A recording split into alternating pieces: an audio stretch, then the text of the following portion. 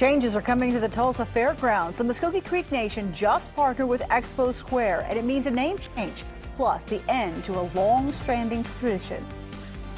It also allows for us to use it as a blueprint, not only for Muskogee Creek Nation, but other tribal nations throughout the country.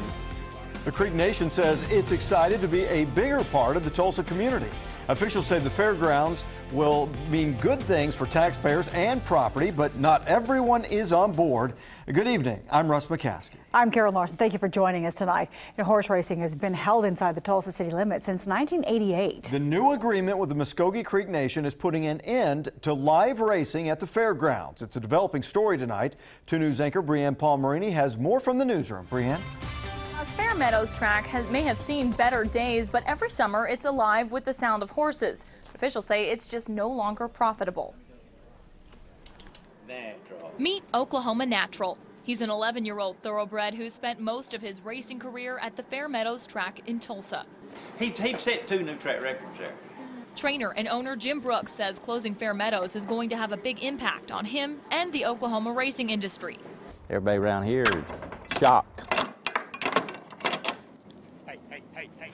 Brooks says Oklahoma trainers split their time between Remington Park, Fair Meadows, and Will Rogers Downs, depending on which track is in season.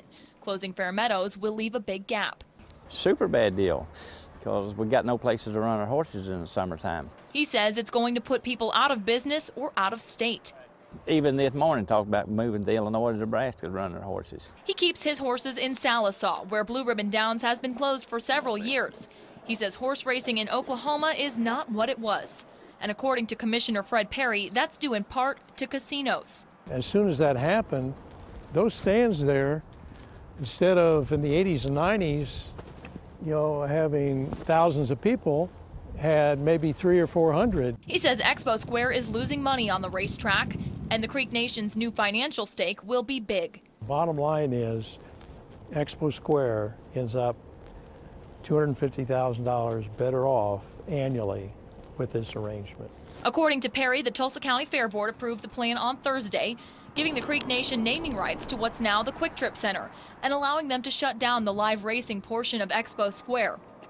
As for Jim Brooks and Natural, I'm going to tough it out. I'm almost ready to retire anyway. The Quick Trip Center will be called the Muskogee Creek Nation Center starting in January. Live in the newsroom, Brianne Palmerini, 2 News works for you.